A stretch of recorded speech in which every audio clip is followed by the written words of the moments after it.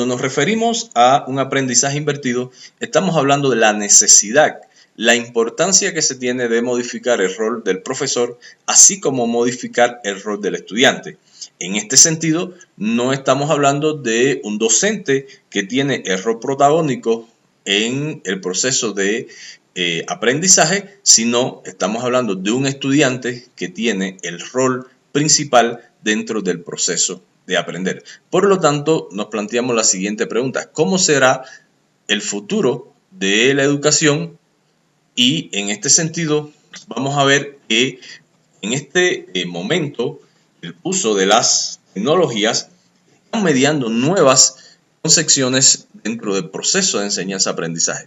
Hablamos cómo hoy encontramos una educación en la nube mediada por tecnologías que hacen que el proceso educativo sea más abierto, móvil, visual, flexible, interactivo, participativo, colaborativo y multimedia.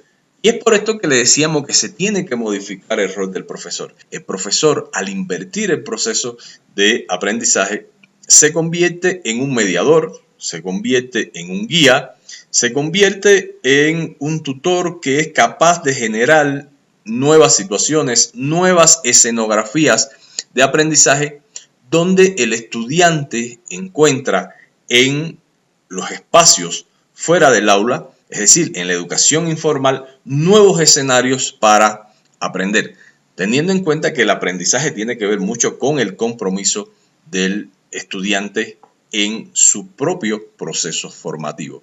Estos aspectos que aquí estamos viendo los vamos a seguir analizando en este conversatorio. Sin embargo, vamos a analizar este concepto de aprendizaje que nos permite ir analizando entonces posteriormente cómo invertir este proceso de aprendizaje. Y fíjense que vamos a analizar conceptualización realizada por Beatriz Castellano y un colectivo de autores, en el cual refieren que el aprendizaje, primero que todo, es un proceso dialéctico. ¿Y por qué es un proceso dialéctico? Porque es un proceso que se da en la interacción, es un proceso que se da en la relación con el medio, como se expresa más adelante, sociohistórico, pero hablamos también de apropiación de contenidos. Fíjense que no estamos hablando de la repetición, sino que en el proceso de apropiación, y cuando hablamos de contenido, estamos hablando de que el contenido es la expresión de la cultura. Por lo tanto, lo que se apropia un estudiante es de la cultura. Por lo tanto, este proceso de aprendizaje tiene que permitir que el estudiante pueda conocer, hacer, convivir y ser. En este sentido, estamos hablando entonces de la importancia que tiene la experiencia sociohistórica. Todo lo que se puede generar en torno al estudiante para aprender de manera individual y de manera colaborativa. Entonces, tenemos que precisar que, según la autora, nos habla de un resultado de una actividad individual.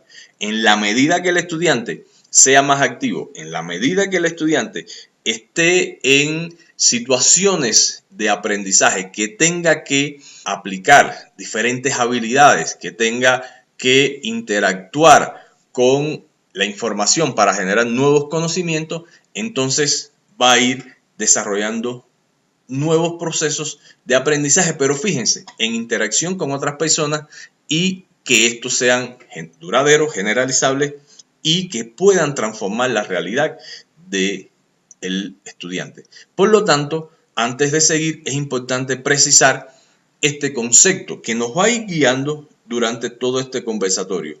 El estudiante tiene la necesidad de apropiarse en un contexto sociohistórico de nuevos conocimientos, de nueva cultura que está expresada en los contenidos, y que esto lo va a expresar a través de las actividades que pueda realizar de manera individual, así como de manera colaborativa.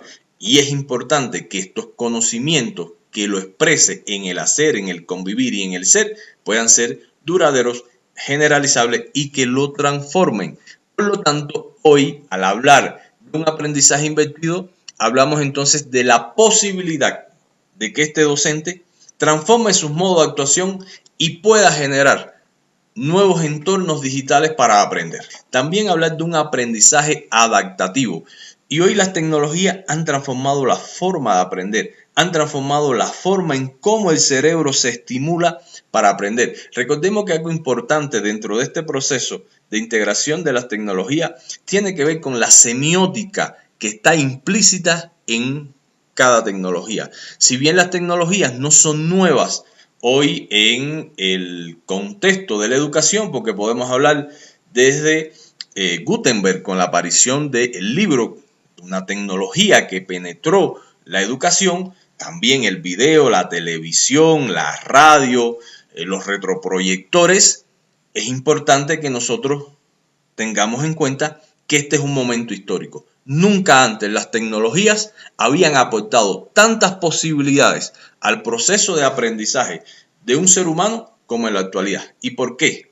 Porque hoy la semiótica que está presente en la relación que se puede establecer en el aprender de un estudiante con una tecnología integra toda una serie de signos y símbolos, y esto es un proceso que es importante estudiarlo desde la concepción vygotsky, que hacen que sea muy versátil, que sea muy innovador, creativo, la integración de el audio, de los movimientos, de la palabra, de preguntas, de manera sincrónica o asincrónica, en dependencia del recurso que usted utilice. Entonces, estamos hablando de un aprendizaje adaptativo y que hoy se están dando nuevas formas de aprender al interactuar el estudiante con las tecnologías. También hablamos de un aprendizaje mediado por las herramientas.